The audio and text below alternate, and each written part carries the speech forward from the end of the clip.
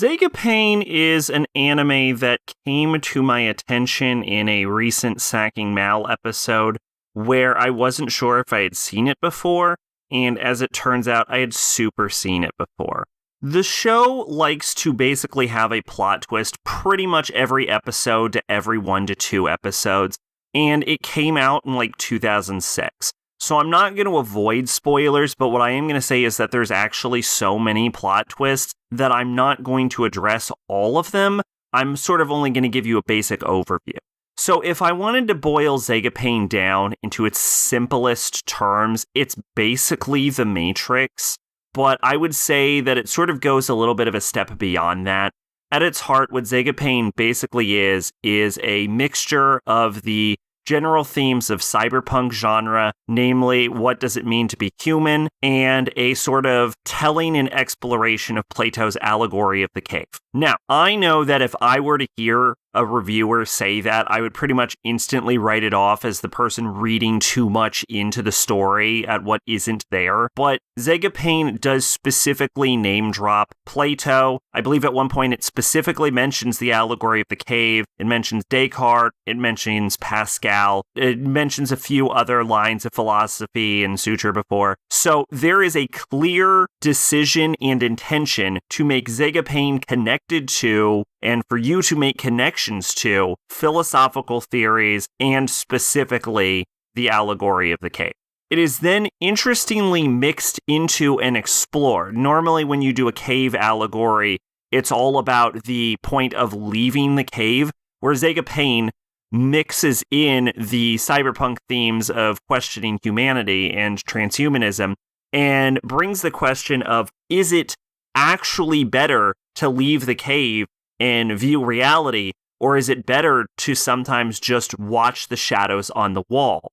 And it brings this to the forefront because reality in Zegapain is so harsh and so cruel. And this question is even similarly brought up by the final antagonist of the show right towards the ending. To which I say that although I think it is interesting that Zegapain explores these themes and takes the allegory of the cave in a direction that I haven't quite seen anyone do before, it does come to the conclusion that it is better to face reality than to stare at shadows on the walls.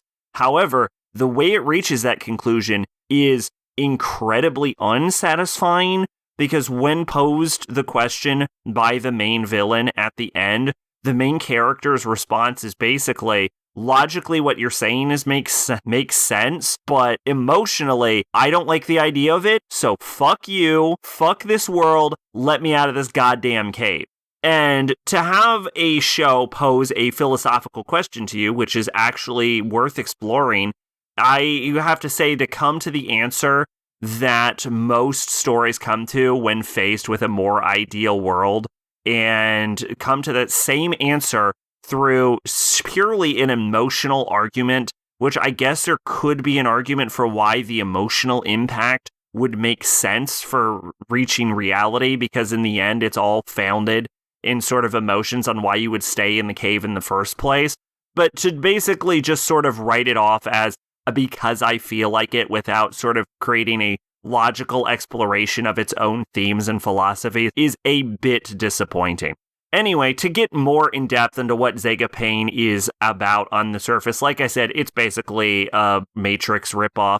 Essentially, humanity has gone extinct, and so they've uploaded copies of their consciousness into servers which are placed all around the world, and those servers are being attacked by robots that are trying to destroy the servers that are holding the remnants of humanity. It's not one-to-one Matrix, but it's fucking close enough that who gives a shit.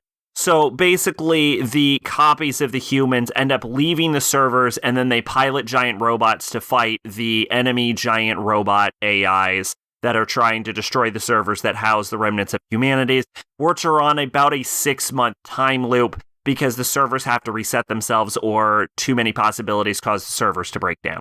There are plenty of other plot twists in Zegapain. Like I said, I basically just giving you the Cliff Notes versions because the show has a plot twist every fucking episode. And that is one of my other complaints about Zegapain, is that there's too many fucking plot twists.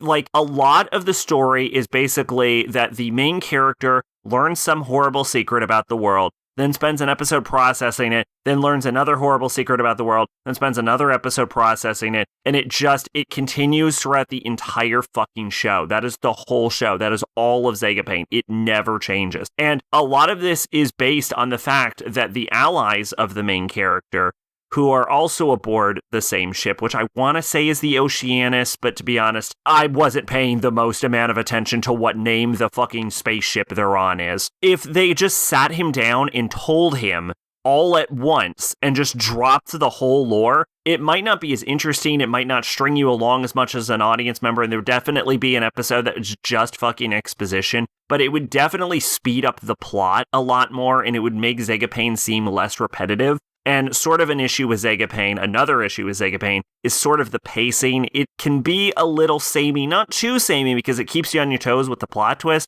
but samey in the way that it's like, it feels like it hits the same beats over and over again, and it just takes so fucking long to get where it's going. Like, at one point, the childhood friend of the main character, who's also his primary love interest, ends up coming aboard the Zegapain, and then she gets deleted, and then she comes back, but only half comes back, but only in ship form, and then she gets her body restored, but not fully restored, so her emotions are gone when she's in her body, but not when she's piloting the ship. And it's like, you could have just skipped right to her meta body got damaged, so she doesn't have her emotions. We didn't need like 6 episodes to get us to that point. So it takes the longest fucking route to get to these plot twists, just so it can have more plot twists and keep you engaged. And it ends up feeling very cheap in that regard. And the pacing is just like super fucking slow and does not need to be. This didn't need to be a 26 episode anime. Realistically, you could get this to 13. You could cut this in half, especially because a good portion of like the last 6 episodes are just the final battle, and there's just so much fucking robot mech fight at the end there that I get fucking bored. The characters are decent enough. I think that the main character has an interesting level of complexity. He is constantly going through an existential crisis, which makes sense because, again, allegory of the cave, yada, yada, yada. I find it interesting that he has a little personality quirk, that he's like weirdly well-read on philosophy for no fucking reason, and every character that discovers this about him is just fucking baffled by that. They never explain it either, and I do kind of appreciate that. I think his childhood friend is pretty well developed. They even develop some of the side characters. There's a sort of love triangle between the main character and his former girlfriend that he doesn't remember because he lost his memories. And if anything, I only remember her like original name, which is Yell. But like Yell is like weirdly underdeveloped. She's actually arguably, I would say, like the character we know the least about, which is crazy because she is like the catalyst for the entire story. It's like weird how like little we kind of get from her. She's got a very like Kudere-esque personality. I didn't really vibe with her. But yeah, so there is stuff to appreciate with Zegapain. Like I said, it does manage to keep your attention, and I do like, at the very least, the main character and his childhood friend. And I do like how the show slowly unfolds. I just wish it unfolded a bit faster and was a little bit less action heavy and explored its themes a bit more. Zegapain is a show that had a lot to offer, and I think where it falls apart is its execution. Twitch and Discord in the description. I've been Sacrobolic, your envoy of hope. Bye-bye.